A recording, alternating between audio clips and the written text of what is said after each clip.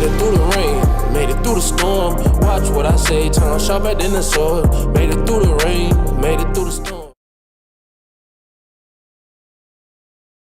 Watch what I say, tongue sharper than a sword. I made it through the rain, made it through the storm. Watch what I say, tongue sharper than a sword. Made it through the rain, I done made it through the storm. Watching what I say, tongue sharper than a sword. Wake up in the morning, I'm like, please forgive me, Lord. Cause last night I went up like a nigga getting bored. So I asked to help me grow, then it rained, then it poured. I was living fast, big toe, how I flourish. Sycamore Sam, I was lost in the forest. Sleeping with a bitch and every night she was whoring. On the block with my niggas, you know we was scoring. Run out, make a call to Cali, get some more and the gun out. Now I hit the booth with the ammo, the gun out. I just got the rapping, then it happened, now the sun out. Us first down, we gon' win, it's a shutout. Put up or shut up or your ass can get out. Cause when everything hit the fan, I hit my knees, got the collar on the man, yeah. I feel like Devin, I been running up the bands, yeah. Now a nigga up, I was just sinking in the sand, yeah. Made it through the rain, made it through the storm.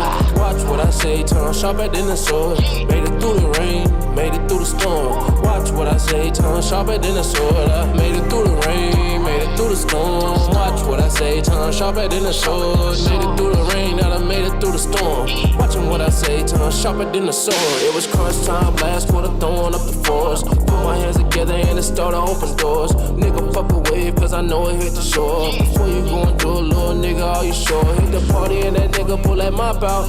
Call my brother and I tell him pull that chop out. Fuck it, I'ma do it by myself and spin a block now. Then I thought about what's been when the cops out there.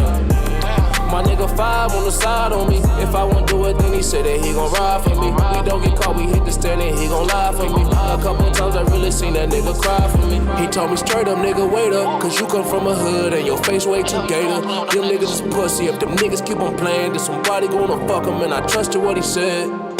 Made it through the rain, made it through the storm. Watch what I say, tongue sharper than the sword. Made it through the rain, made it through the storm. Watch what I say, tongue sharper than the sword. I made it through the rain, made it through the storm. Watch what I say, tongue sharper than the sword. Made it through the rain, I done made it through the storm. Watching what I say, tongue sharper than the sword. Watching what I say, tongue sharper than a sword. Welcome. What's going on?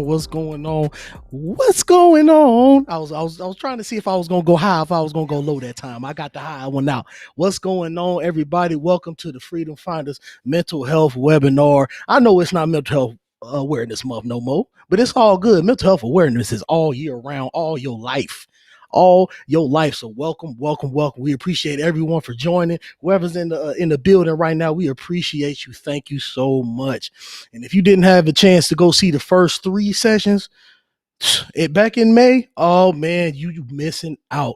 I tell you, go back and after this hour that we do, go back and watch those 3 sessions, man. The first one we had was with my guy Josh Posley. We talked about Black men's mental health and what we go through in this life, man, and how we get through those struggles and move on with our lives and get better, man. That was definitely a powerful segment. Our second session was with Miss Anisha Cooper. She's actually my therapist. You know what I mean? She gave us tips on starting therapy, all the quirks and everything that goes on that dealing with therapy sessions, and how to feel more comfortable in therapy sessions and how to get your mind right, man. Because that's how the slogan for this month is it's all right to get your mind right. I promise you it is. It's all right to get your mind right. And then third session, we had Miss Tyler and we had Miss Tammy on the show. When I tell you that was so powerful, man, they were talking some real talk last time we were on here, man. Hey, that was just for the ladies, man. That one was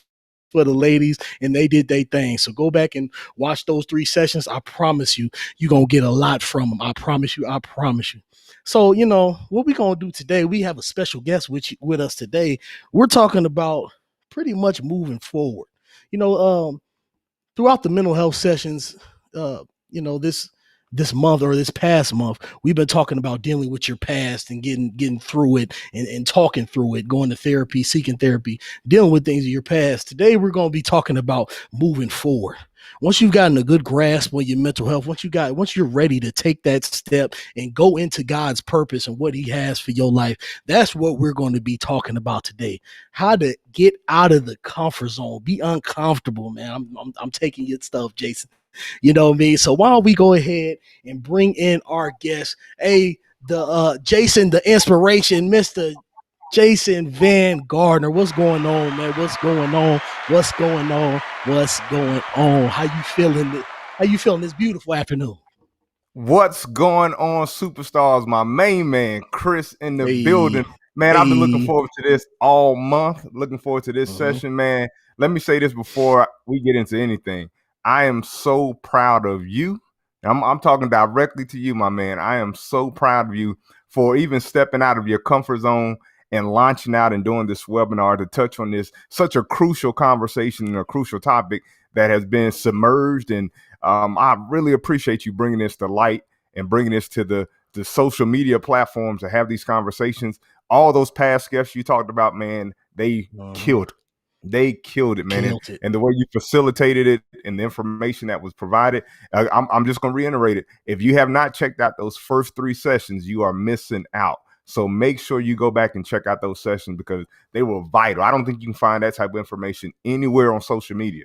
I don't think you could YouTube That's because there it. was such authentic conversation, very transparent, vulnerable, and so it was very rich in content. So if you haven't checked that Mm-hmm. out, make sure you go back and check those out. But how am I doing? Man, I'm breathing. I'm breathing. It always Yes, starts sir. right there with breathing. Mm-hmm. So can you, Yes, if you sir. don't mind, can I just get your participation and your audience participation? Everybody just take a deep breath before we get rolling. There we go. Yeah, let that out. Yeah, I there it love is. it. I love it. Gotta There get it that is. deep breath going. Uh-huh. That's how that's how Shake I'm all that feeling right stress there. off you. Shake everything off. I love it. I love it. I love it, man. So, like I said, I appreciate you joining us, Jason, man. Very powerful man, man. We appreciate you joining us. I know you gonna learn the audience something today. Me and the audience, you know what I mean? Because I learned so much throughout all these sessions. So appreciate you joining us. So go ahead and tell us a little bit more about yourself. I know you got so much going on and so much great things going on that are helping out a lot of people. Like Jason is actually my coach, my mentor, one of my mentors, man, and he's helped me out so much. So, hey, man, tell the people what you got going on. Well, I'll start off with this, man. The main thing is just being a vessel, being a server, Mm-hmm. using my hands to create opportunities. And, whatever we've been given or blessed with, it's important for us to always give back.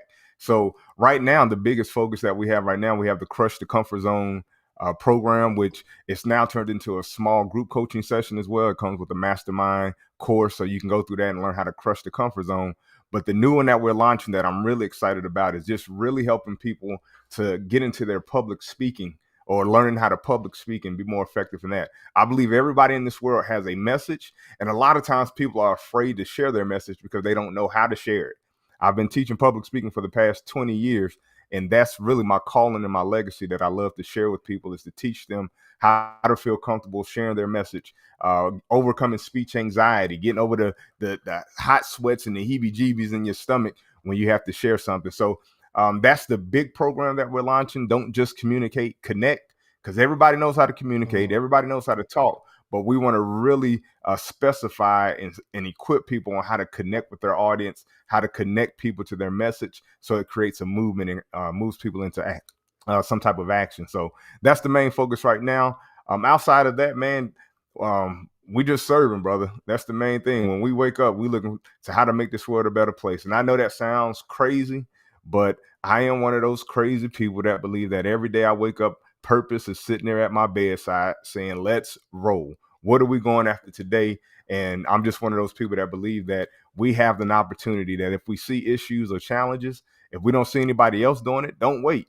It's time for us to take up our torch and run with it and make an impact one day at a time, one person at a time, one moment at a time. That's where we're living right now, Chris. Love that, man. I love it. I love it. And speaking of you're crushing the comfort zone course, man. I know you don't want to give all the secrets and all the tools away, but we need to dive into that a little bit more, man, because this is the mentality that moves you forward and gets you to that success and whatever you want in that life is being uncomfortable. So could you talk more about your program and why it is so important to be uncomfortable? Yeah, and Chris, if you think about it, we all live in what we call a comfort zone. If we think about it, and what I Mm-hmm. normally do is I love to ask people, and I'll ask you, what are some things that are traditionally considered to be inside your comfort zone? What do you think of when I say, what's in your comfort zone? What do you think of? Me being in here by myself, just on my computer coding, not talking to nobody. This is out of my comfort zone is doing this right here. Being on the Okay. show on Facebook Live every day. So that's what that is. Right. So we all have created some type of what we consider Mhm. some normalcy or our comforts. And if you're over in the chat, drop in the chat section. What are some things that are known to be inside your comfort zone? It may be a routine, the neighborhoods we live in, the type of foods that we eat are considered to be in our comfort zone. Even some of our careers are in our comfort zone. But there's also Mhm. something, Chris, you don't live down here in the South, but here in the South, they have this thing called comfort foods. Now, I'm about to make you a little hungry for a second.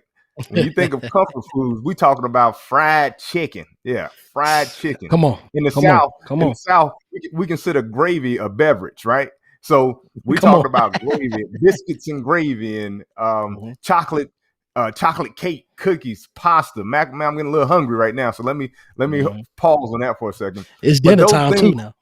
yeah, we almost there. So we consider those things comfort foods. But here's the challenge: have you ever overindulged in those foods? Like, have you ever eaten too much of anything? How do you feel after you've overindulged in what you call your comfort food? Bloated. Like you Bloated, about to blow terrible. up. Mhm. So what happens is what you consider to be a comfort food at the end actually doesn't make you comfortable. And that's the same Mhm. thing when we think about our comfort zone is the things that we think are making us comfortable are actually the things that we're very uncomfortable with, but we're not willing or we're too afraid to really say that's not what I really want. The life that I have right now is based off of all the things that's in my comfort zone. So for some people, they can get really excited. Like, yes, I love the life that I have, and the things that's inside my comfort zone are producing the lifestyle I desire. But if you're sitting Mhm. around and you're like, nah, this ain't it. I know I'm supposed to be doing more. I'm supposed to have more. It's supposed to be more to life than this. Then that means that that comfort zone is not that comfortable. Now, here's the key about the comfort zone. Now, I want you to listen very carefully. Every significant level of opportunity will always be found outside of your comfort zone. Let me say that one That's more it. time. Not just a regular opportunity or just something that you just casually want, but every significant level of opportunity will always be found outside of your comfort zone. So here's the question: what keeps us inside of our comfort zone? One thing.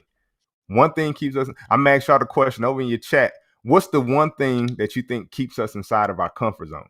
It has four letters, and it starts with the letter F. Fear. Fear is what keeps us inside of our comfort zone. Fear of the unknown, fear of the uncertainty, or fear of failure. But that's what keeps Yep. us inside of our comfort zone. So when we talk about how to crush the comfort zone, and really this is a practice, we have challenges and daily actions that we have to crush our comfort zone on a daily basis, right? Because if I crush it one time, once I get out of it, whatever that new crush zone becomes, it eventually becomes my comfort zone immediately. So I have to always be chasing how do I crush the comfort zone to get to that next significant level of opportunity. And once you start that process and you understand that fear is not what we're supposed to run from, but fear is actually your GPS that guides you to what you're supposed to do next. So every time you get that feeling of uncomfort, like, man, I'm a little afraid to do that, that is the GPS pointing you in the direction that's the place where you're supposed to go. So I don't want to go too deep into the crush the comfort zone Mhm. because I want to get into this mental health and I got you. we know I got we know no. where we are right now.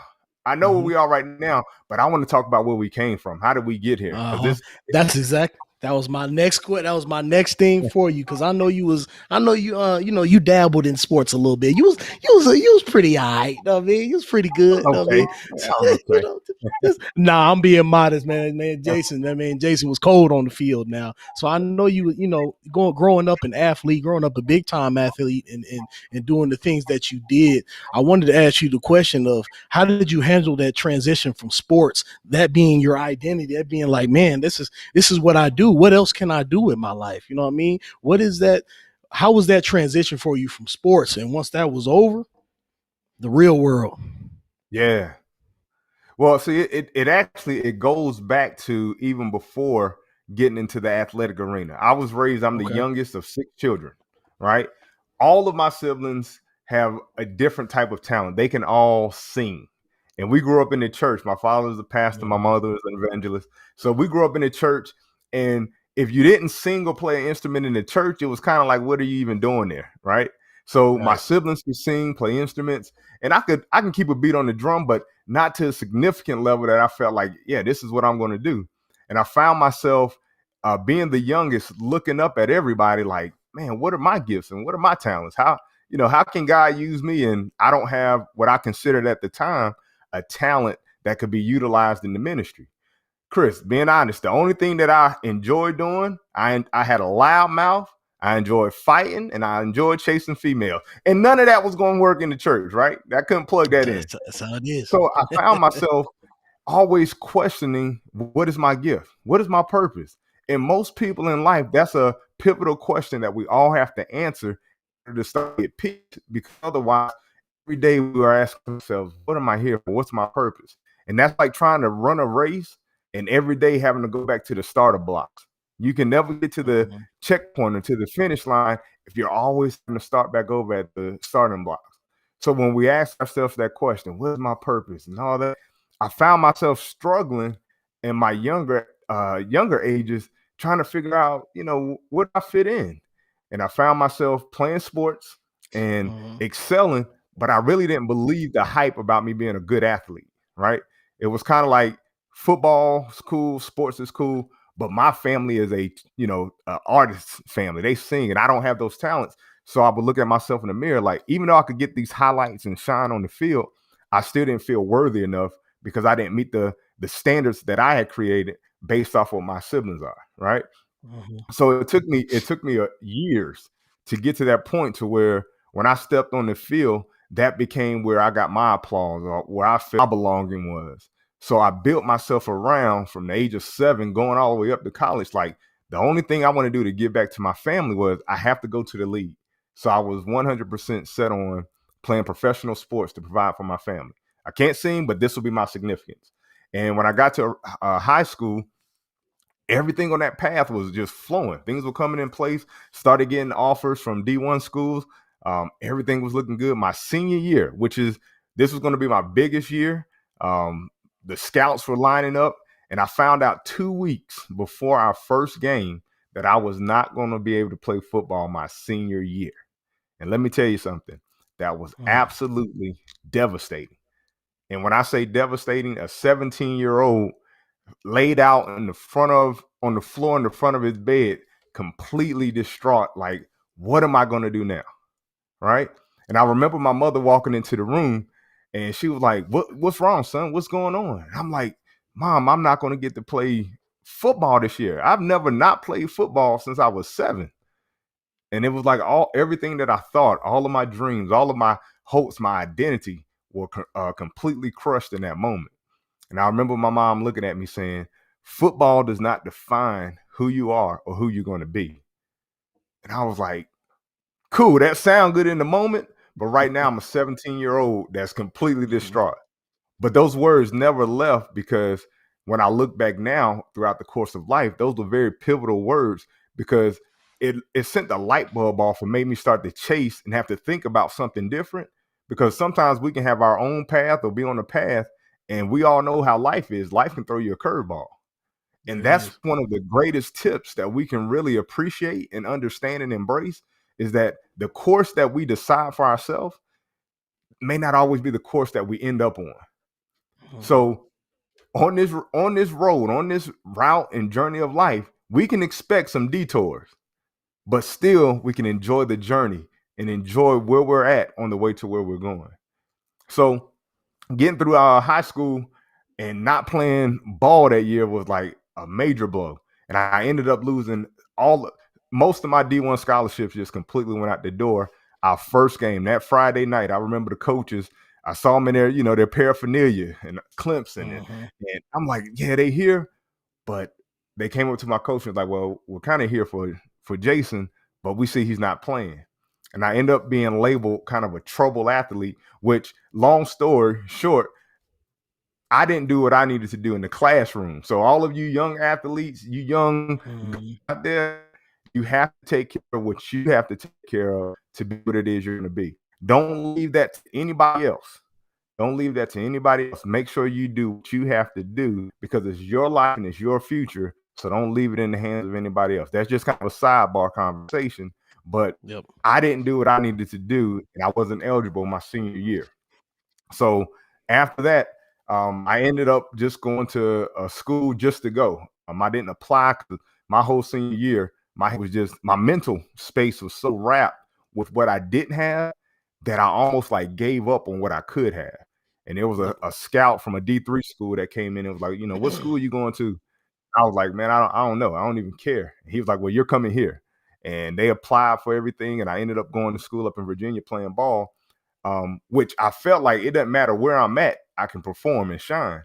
And then things got back on track. Chris, I'm talking about things are feeling good again. I'm back in the uniform. I'm hungry for it. But then I ended up tearing my ACL my last game before I was headed out to go try it at a combine. And when I tore my ACL, I remember laying on the ground thinking, what am I going to do now? My whole life, I'm this close to getting to what I considered that standard or that target, that checkpoint, and everything crumbles again. And I'm sitting here wondering, what am I going to do now? So now it leads back to more self-doubt. It leads back to more questioning myself. What's wrong with me? What did I do? And remember what I said earlier, whenever we question ourselves and we have this self-doubt, we're starting back at the starting line every time we ask that question. It's forgetting who we are or our purpose or what we're here for every time we say, what am I here for? Or what am I supposed to do? That self-doubt, it puts an anchor on our anchor on our ankles at the starting line. And if anybody runs a race, you can't get to nothing if you don't come out the blocks. And a lot of times people are living in the blocks because we're questioning who we are. We're questioning our self-worth. We're questioning, what am I supposed to do? When all we really have to do is just live. If you want to know your purpose right now, if you tuning in, let's get to this real quick. We 22 minutes into the session. And let me tell you this, your only purpose in life is to live. You're not a human doing, you're a human being. Being means just I am. I am who I am. I don't have to do anything to be who I am. So once you can accept and embrace that, that means that, hey, I'm just a human being. That means I'm going to figure out this thing along the route because your detours may actually be the route you're supposed to take. Whoa. That's it. Imagine that for a concept. Imagine that for a concept that every detour, every challenge, every situation I faced to this point, what if that was actually what I was designed to go through to be what it is I'm supposed to be? Chris, if you tell me that leaving out the house, when you tell me leaving out the house, we check our traffic station. There's traffic here. You might get upset like, man, I got to run through traffic. But when you get there, you're not shocked. You know that the traffic was there. So it makes the route and your mental more prepared to embrace it when you get to it. So if I, in life, in my journey, say, hey, I'm going to hit some detours, but when they get there, I expect them because all of this is part of the journey that I'm supposed to be on. Now it helps to position our mental and our mentality in a completely different perspective of how we deal with stuff. So once I finished, tore my ACL, I'm laying in the hospital before my surgery, looking up at the ceiling. And Chris, I didn't necessarily ask myself what was wrong with myself. I asked God a question. I said, what do you want me to do now? This was my path. My plan was to play professional ball. But now that that's no longer an option, all right, what do you want me to do? And that's when I learned that my significance wasn't from my neck down, because what we do from our neck down will wear out. But I learned that from my neck up, that's where God wanted to use me to be able to do whatever it is that I was going to do at that time. Can I park for one quick second and throw something out to everybody? If you're listening, and do that. I just see, I'm shutting up and listen to this message right here. Man, go ahead. Hey, ring a bell if you need me to calm down or slow down, because I only have two speeds. I'm full throttle or completely stopping right now. You good. I'm rolling. But let me park real quick for those of you that are listening. I want you to hear this very carefully. God never consults with your past to determine your future. Come on. Let me say it one more time. God never consults with your past to determine your future. So why do you? Come on. Why are you consulting or negotiating with your past to determine what it is you're supposed to accomplish? If God doesn't say, well, Chris, you did this 2 years ago, so I can't really, allow you to operate in this. No, you breathing. The fact that you're breathing means that God is not consulting with nothing you did in the past to determine the brighter future that you have. So I hope you get this. If you don't get nothing else from today's session, remember, God does not consult. He never consults with your past to determine your future. So you got to stop consulting with your past and look at your future and say, what is it that I'm going after? Not what is it that I've come through. You've already done that. Mm-hmm. So don't allow that to be an anchor. Allow that to be something that moves you forward. I So love that, because that's something that a lot of people struggle with, is the things in their past, because of course it's extremely traumatizing to your mental, man. It's extremely, it was painful, and you don't want to go back and feel that same pain that happened when you did that certain thing, or that certain thing happened to you. But the thing about it is, you're still breathing, just like you said. You're still breathing and you're still alive. That means God gave you another chance. If he was done with you, you'd be dead. So now that you have another chance, move forward. Go yes. ahead. No, you hitting it right on it. And something that we don't think about, but our culture and society has trained us to be addicted to drama. Yep. We get addicted to drama to where if we've been through something, we almost carry it as a badge of honor. And we use it as an excuse to not go and be great.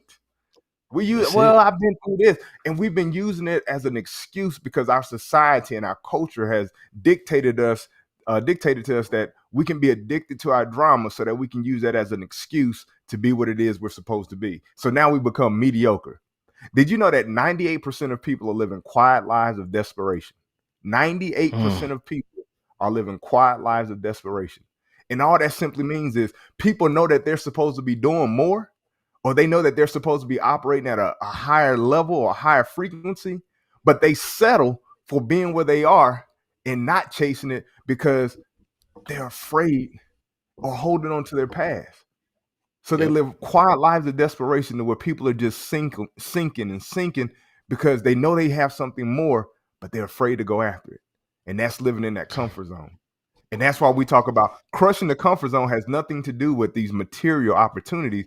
It has everything to do with getting into a mental space where you understand that you are the greatest thing on this, the greatest creation God has ever made is you. And I'm saying God, but let me also talk to y'all who are conscious and you use the universe. I don't care what framework you're using from that. I'm talking to you. If you breathing, I'm talking to you. So don't get distracted by nothing else. Know that I'm talking directly to you about crushing your comfort zone, standing up and being the person that you're created to be, because there are other people that are waiting for your message and your story. Love that. I love all of it, man. Like I said, I was over here being quiet. Let me shut up and let him preach this message real quick. I love that. So let's go ahead and just switch gears. Not really switch gears, but go ahead into your book. My guy Uh-oh. Jason really Uh-oh. gets it going. He There really go gets baby it going. girl. And know it.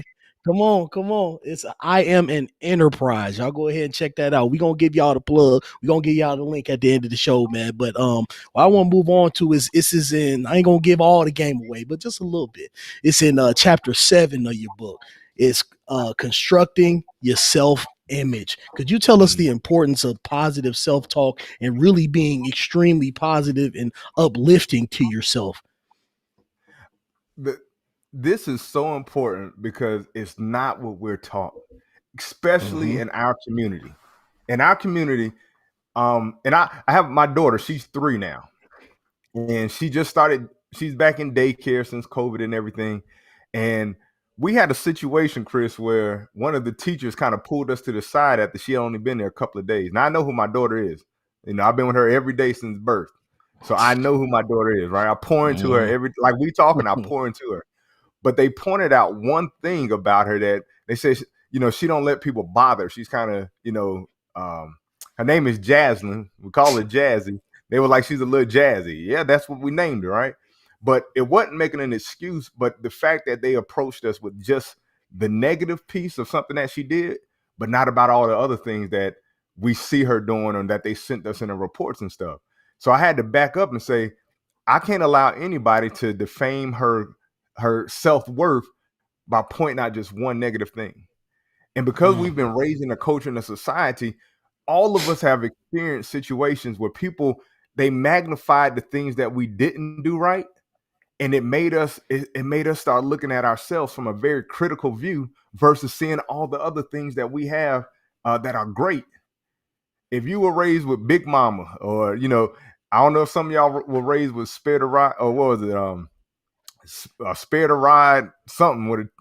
If you don't pop them spankings and stuff, Right. Yeah, exactly. No, you know, we got Spare the Ride, Sport a Child, something like that. you. If you were raised where you had to go and get your own Switch, just type yes over there in the comment section. If you had to get your own Switch, and Chris, you better not come back with no little Switch, no little twig. Exactly. Now I didn't have to go get my own Switch, but my mom and dad had it ready. They had all the weapons ready. But yeah, go ahead. And I'm tripping because I wasn't either. By the time I came along after 5 other children, my parents were tired of whipping. So let me stop acting like I can relate. But what happens is we start to catch such a negative view of ourselves because we start evaluating ourselves based off of our mistakes. And the secret to success, this is one of my key statements. There's no secret to success.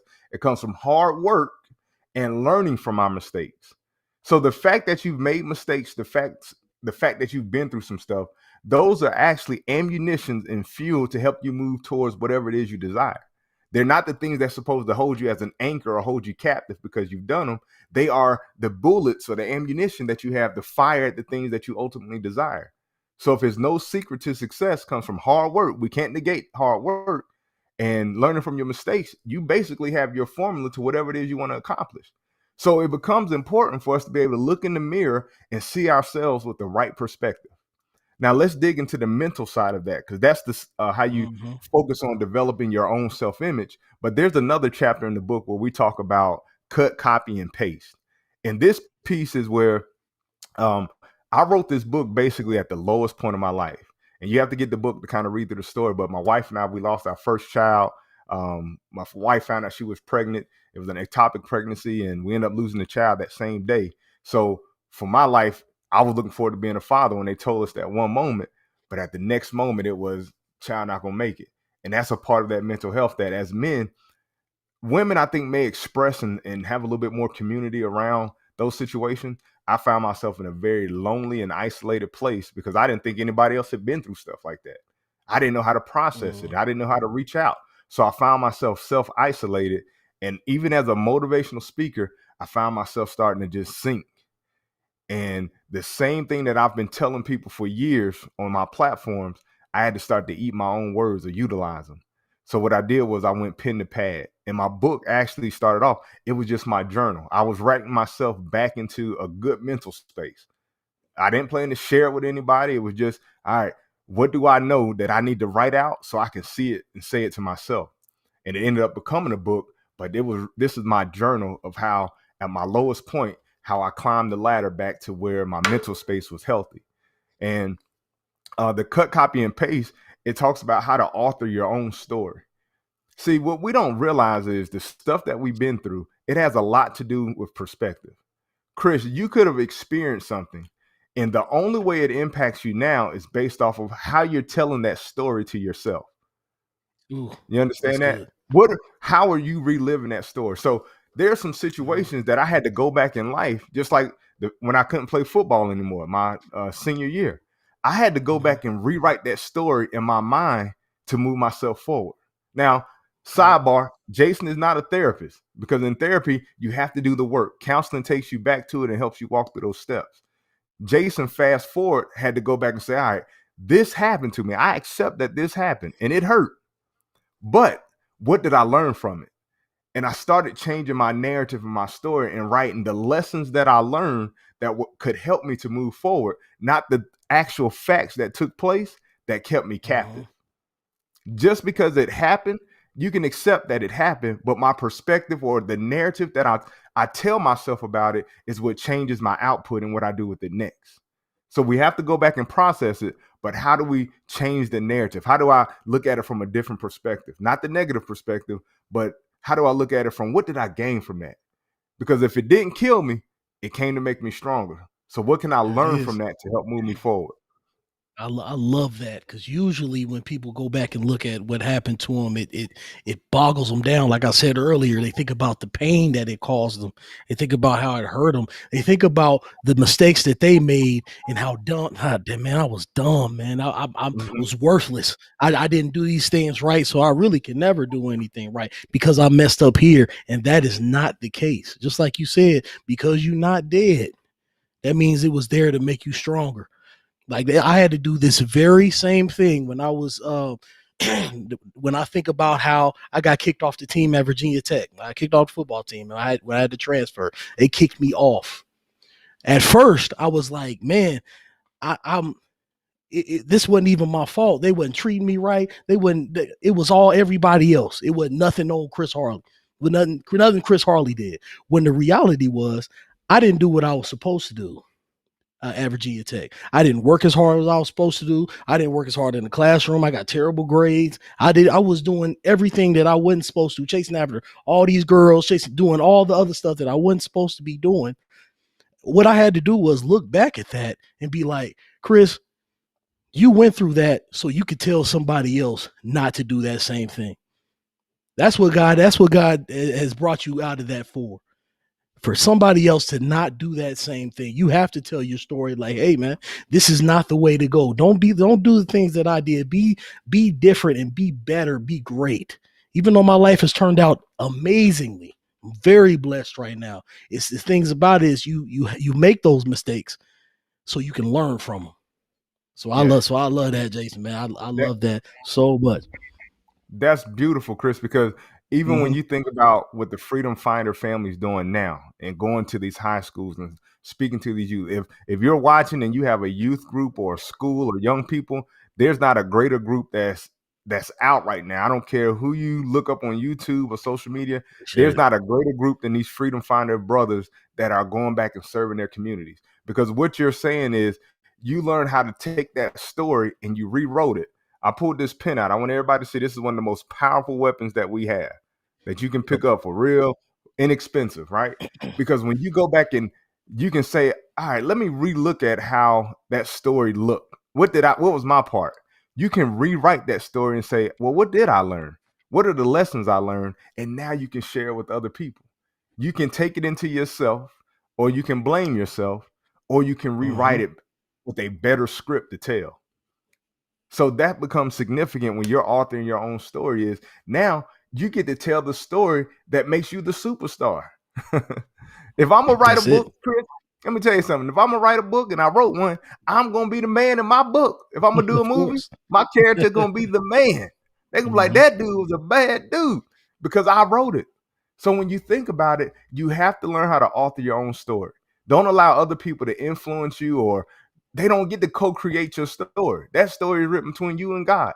So when he gives you Mm-hmm. the pen, or write the best script that you have. Now go out and live that part. Live that character. Don't live the character that had those situations. You can learn how to be. You can never be something that you're not, but you can become something you're not. You can develop, you can grow it. So that becomes the key component to that. So that's why we always focus on this whole book. My whole message in life, and this is very simple. I just want to get people back to loving themselves first. I just That's it. at the end of my life, I want them to throw dirt on my face and my tombstone say he tried to get people back to loving themselves. Because our culture, we haven't learned that. We see That's in the it. media all across the board, they don't want us to love ourselves, especially black men. They don't. Black men, I'm telling you right now, get in the Mm-hmm. mirror and just say I love me. Do that 3 times every morning, and I promise you, it will change the whole trajectory of your day.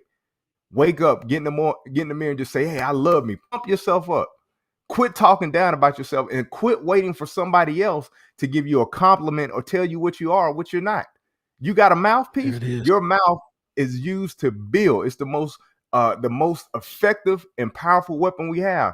They told us growing up, sticks and stones may break my bones, but words will never hurt me. That's the greatest lie, the greatest deception you ever heard. Words are the most powerful thing in this universe. Words matter. So what you say to yourself and what you say to others, it matters. So Does. start that exercise by building up yourself, and then you can go out and build up other people. You can't give somebody something that you don't have.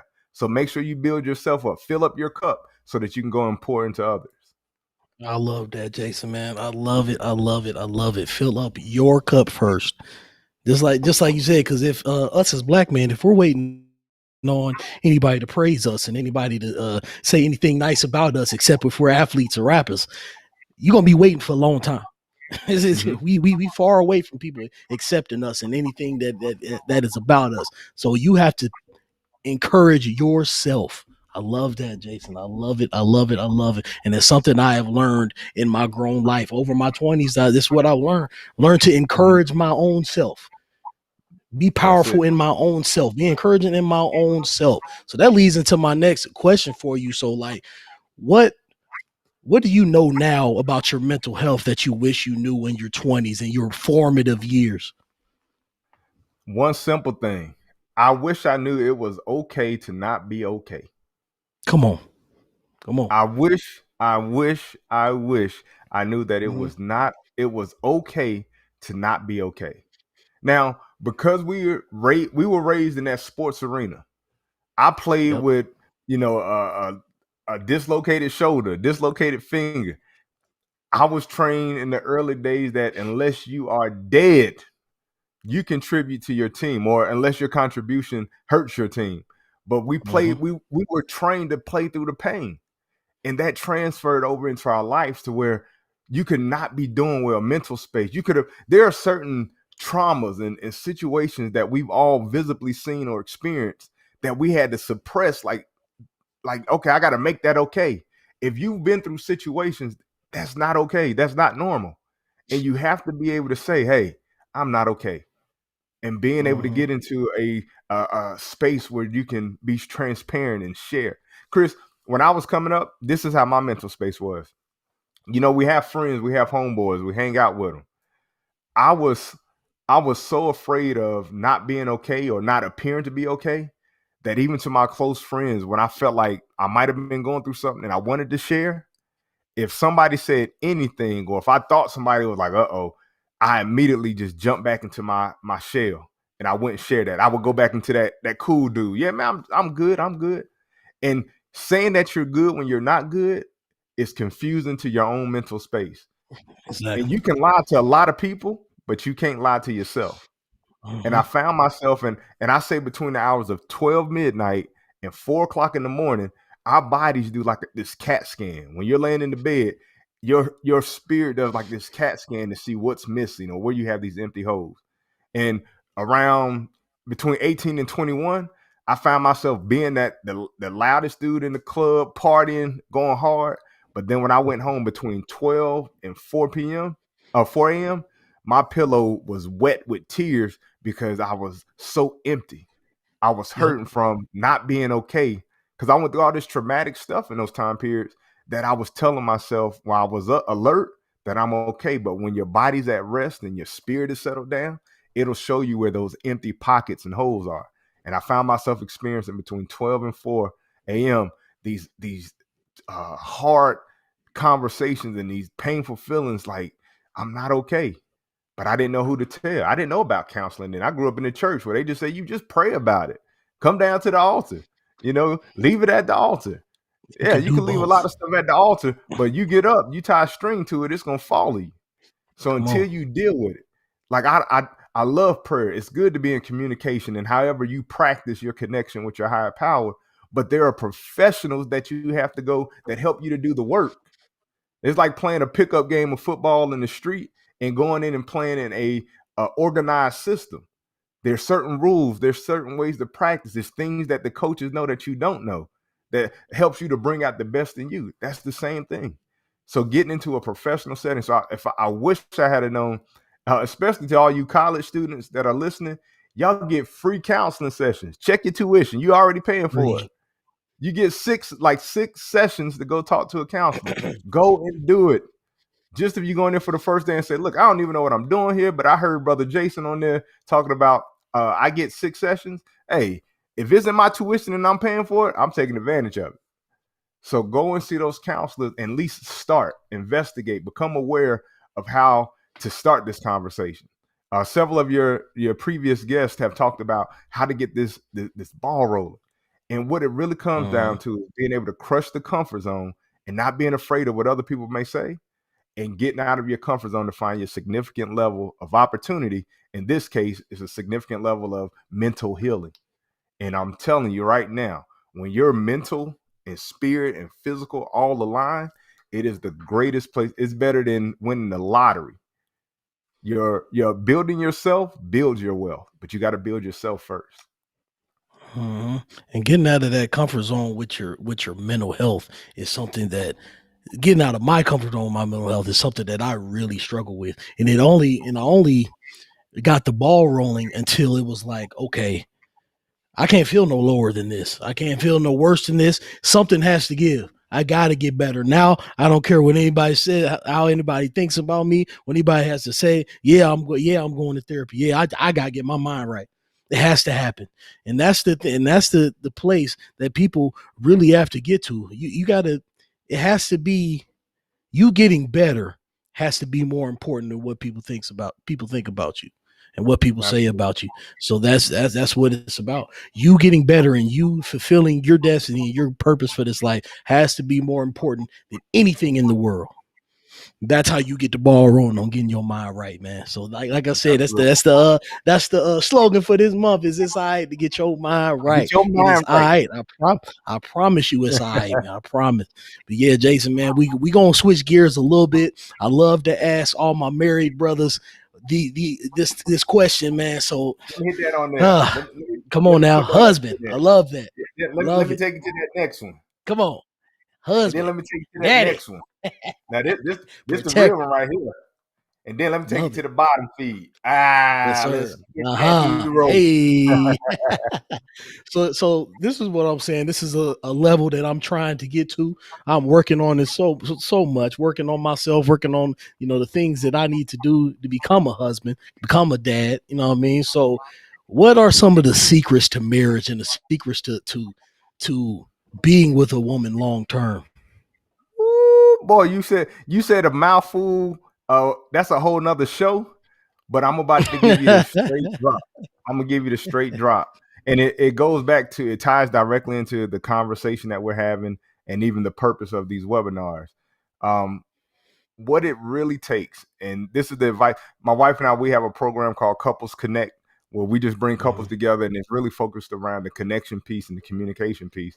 But if I could go back, and I share this with everybody, starting all the way over, as soon as we got married, when two people come together, you both already have this map or this guideline of what you think marriage is. And it's based off of the type of marriage and relationships that you saw growing up. So whatever your household did, that becomes your marriage map. Whatever the person you're connecting with, whatever their household did, becomes their marriage map. And then when you bring in these two different marriage maps and put them together, the map never matches the territory, because the map you were raised with and the map she was raised with, they don't match the map that you both are identifying or creating in the new marriage. So if I was to go back, I would start the very first day and say, I know absolutely nothing about marriage. I would have burnt up my marriage map. I wouldn't have brought anything into the marriage thinking that I knew something, right? My wife, her parents aren't together. My parents been together for 60 years. So I came into the relationship thinking, look, if you just listen to me, I'm a communication professor. You listen to me, girl, listen here. We're going to be all right. And I learned very quickly that all of the theoretical communication information that I had, it doesn't apply when it's real life, because that's real time learning. And if I could go back, I would have said, look, we're going to throw out what we thought we knew about marriage, and we would have jumped directly into couples counseling and let them teach us what an effective and successful marriage looks like, because part of that is helping you to identify and understand yourself. Because if you're not whole, or if you have some trauma or stuff that you haven't dealt with, then you can't go into a relationship expecting that other person to fill those voids. So the whole counseling piece, this man, when I tell you that I'm so proud of you for creating this platform, is because I believe it is the key to not just being successful, not this material thing that our society is portraying, but being able to have a mental wealth, being able to really understand our mental space, and being able to self-master. And part of that would be will be going into counseling early, and especially couples counseling, being able to say, hey, I don't know anything. So let a professional, let the coach who's experienced, let him say, all right, I see where you have some strength, and these are some areas that's going to be a challenge that we need to develop.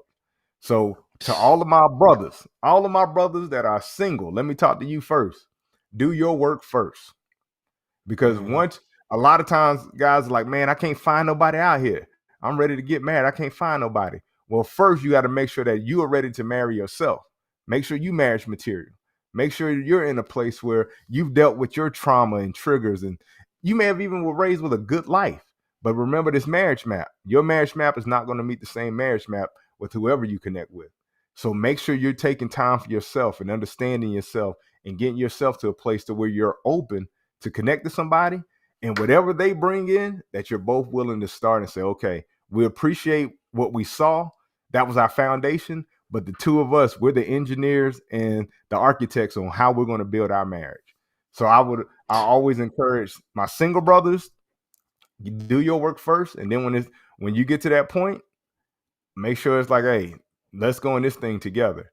Now, to all my married brothers or dating brothers, and you in something significant, I'm telling you right now, back up and just say, hey, whatever we did up until this point, I was doing it thinking I knew something. But baby, I don't know nothing.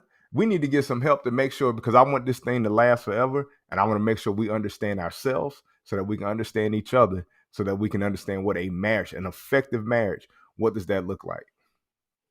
Man, that's it, man. You've given me some gems over over this past year, but that's probably the best one, man. Because I go into relationships all the time thinking I know everything, dog. I promise you I do. I think I know everything. Like, girl, come on. Like you just said, I know this. I do this. You see all this success. You see all the things that we do over here. I obviously know what I'm doing. That's not true, man. Right. It's not true. Right. You're right. I don't know nothing. So the counseling is going to be a great thing for me when I get to that point, man. I appreciate that. Appreciate them nuggets, man. You really learning me something. I know the people in the comments. I know they learning something too, man. So if anybody has any questions in the comments, hey, let us know for Jason, man, because we got about 8 minutes left on the show. So just go ahead and let us know. Put them questions in the comments right now. But let's stay on that marriage tip, man. It's what other advice could you give to especially black men and black women dealing with each other, and how we could heal the relationship heal the relationship between each other? Because I know online isn't real life, but for some people it is. For some people they can take that and bring that into themselves, what they see online. So how could we heal the relationship between each other? Well, it goes back to self-love. Like, if you don't know how to love yourself properly, and this is where we've been so confused. Whenever when somebody says the word selfish, and over in the chat, put a 1 if you think selfish is a negative word. Put a 2 if you think selfish is a positive word. All right, 1 for negative, 2 for positive. So the word selfish, traditionally, when we hear that, we think that's a negative word. Oh, that person's being selfish, right? And whenever you think that being selfish is a negative thing, then what you're saying is, I'm not obligated to be full, so I can go into a space half. Like when you ride on the airplane, the first thing they tell you to do, hey, put your mask on first before you try to secure somebody else. So that term selfish has a negative connotation, but I want to change it from selfish to being self-full. What self-full mean, like being beautiful. Self-full is being able to say, you know what? I got to make sure that I'm in a good place. I need to make sure that I take care of my self-care. And women and I only say this because I'm married to one. She has a big heart, and she always puts other people first. As her husband, as her protector, I have to make sure, and I have to be intentional to make sure I'm providing her space and encouraging her to get that self-care. Because a half a person and a half a person does not make a whole person. It makes 2 half people. So when you take time and you have to be self-full and make sure you're taking care of your mental health and your self-care, then when you join with somebody, or if you're in a relationship, you understand the importance of they need that care also. So you don't look at them funny when they need to go do something. They don't look at you funny.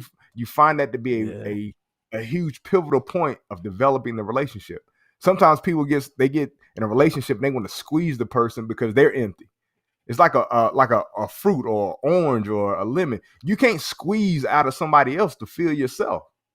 So now you can't. No, that becomes controlling. You have to be able to say, you know what, you need to do what you need to do to make sure you're taken care of. And when you can encourage that type of environment, then both of you give yourself that space to continue to develop and grow yourself. So then you're getting the best of each other. So that becomes a very significant piece of it for me, Chris, is helping people get back to loving themselves first, because you can't give to somebody something that you don't have. That's it, man. That's it. Amen. Amen. Put a thumbs up if Jason learned y'all something today, man. Put a thumbs up in the comment. Jason learned y'all something, because this is definitely big time today, man. So we got a question in the comments from D Scott. He said, how do you convince someone you love to start therapy, start trying to get their mind right? Great question. And D Scott, what I've always taught for men that we have to do, especially for the ones that we love, the person that I said I do to, when I say I do, I'm saying I do to all the stuff, baggage, everything that you have. I say I do that. You are perfect in the way that you are. Everybody else in this world will question that person and make them have some of those self-doubts. But when I say I do, I'm saying I do to all the negative stuff, all the rough. I'm saying I do, and you're perfect right there. So once we've embraced and we accept them as I do, I can't make her do anything. I've already said I do to what you are. The only thing I can do is provide an environment and stuff around them that if they ever decide to pick it up and develop, or pick it up and do something, that's completely their option. I do to who they are and where they are. If they decide to pick up something and want to develop, that's on them. So we can create an environment for growth, but we never can take them and say, you got to grow, because now we become like everybody else that said that they weren't good enough. And all of us deal with this am I good enough factor. So when we provide an environment, and it starts with, hey, let me just grow. Let me work on myself. And if she says, I see him reading a book, let me read a book. If I see my spouse reading a book or listening to, hey, well, that sounds great. Can I listen? So we can provide an environment for development, but it starts with us accepting ourselves. And when we say I do, the two become one. We accept that person 100% the way they are in that moment. I love that, Jason. The last thing you said is really leading by example. If you want someone you love to go seek counseling, seek therapy, or want to better themselves, you have to do that first.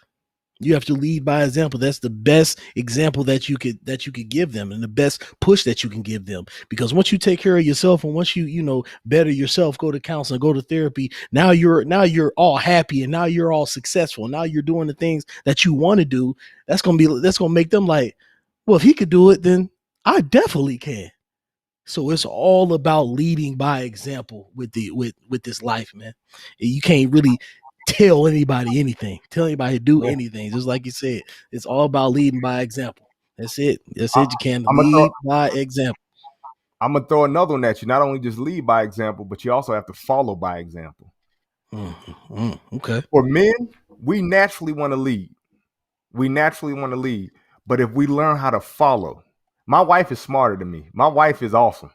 I'm okay, but she's the magic that make all of this go. I had to learn to follow. I had to get into a followership. That's an intentional process to be able to say, you know what? It's not about being this dominant, this alpha male. It's being able to understand the importance and the significance of who that lady is in your life, and what she protects your heart. When God created Adam and Eve, we ain't got time for it, but he pulled it from that rib. That rib does one function. It protects the heart. So in that imagery, that female, that woman, she protects your heart on the things you can't see logically, and we get emotional. She protects that. So I had to learn how to follow by example. We already know how to lead by example, but step back and learn how to follow. Jason, that's it, man. That's it. And being comfortable, like you said, being comfortable following and not thinking that your woman is looking down on you or doing anything like that to you. She's just better at that certain thing than you are. And it's okay. You know what I Mhm. mean? Just learn how to follow. I love that, man. I love it. I We love got it. I love it. we got an Mhm, old broken model. Our old mhm. model, the way our grandparents and great grandparents, the way they were raised, the husband did this, the wife was at home. We don't live, we've innovated. Women and men, we have developed. We are in a different world. So my household don't have to look like nobody else's household. That's why I said the two of you are the engineer and the architect. So I don't care what nobody say. I don't live by these societal norms. What works in my household is the only thing that matters. You walk in my house, you're gonna find peace. You're gonna find harmony. That means if I gotta wash Mm. dishes and cook, I'm gonna do what I need to do and feel good about it. So being able to understand the harmony and what works in your household. That's why I said those marriage maps, you gotta burn them at the door so that you can go into it and say, hey, let's build this together. So what does it look like? I love that. I love it, man. I love it. I love it. So, hey, man. I mean, we out of time. It didn't even feel like an hour, man. This was a great and powerful conversation. I couldn't wait to have you on, Jason. And just to let y'all know, Jason gonna be back with us. We got in a couple weeks. We got our Black Men Summit coming on. We gonna have about 5 powerful Black young men, including Jason. You know what I mean? We're gonna have that, and we're gonna talk about some things that we need to talk about, man. Talk about some things that we need to get through and we need to get out to the people. So that I can't wait for that. And Jason, is there anything else you want to say to the people? You want to get off your chest before we get out of here? Man, I just want to say this is an absolute honor and a privilege. I don't take these Mhm. opportunities lightly. Um, I'm very passionate about my purpose. So anytime we get an opportunity to just share space with great people, I honor and appreciate the whole Freedom Finder family and everything that you guys are doing. And this is not just a fly by night thing. We're locked and loaded for life. We chasing the Oh purpose. yeah. So as I always tell everybody, I want all of you to continue to keep shining and keep grinding. Love it. I love it. I love it. I love it. Diana said, hey, Jason can preach anytime. Anytime, any place. So go ahead and plug yourself, man. Come on now. You got the book, you got the coaching program, you got everything. Jason got everything you need to get your life right, man. I'm telling you. Go ahead and plug yourself, Jason. Where can they find you? Well, just go check us out at the website at jasonvangardner.com. If you go to that, it'll give you all the information, all of the tags and everything we have going on. We're on Facebook. We just created a YouTube page, so we're doing more stuff digitally and virtual so that we can get it out to the people. So, hey, I appreciate all y'all. Holla at your boy because we're going to be here. Yes, sir. Yes, sir. Appreciate that, Jason. Hey, man, Freedom Finders, we appreciate y'all. This has been the Freedom Finders Mental Health Webinar, man. This is the 4th and last session. I appreciate you guys. This is my first time doing something like this, and it has been extremely powerful. I've learned a lot that I'm definitely going to take into my personal life from all of our guests. You know what I mean? We're definitely going to have all of those guests back, and we have to do something that we're definitely going to have more for you in this mental health space, man. So I appreciate you guys. And for the Freedom Finders, we signing out, baby. Made it through the storm. Tongue sharper than a sword.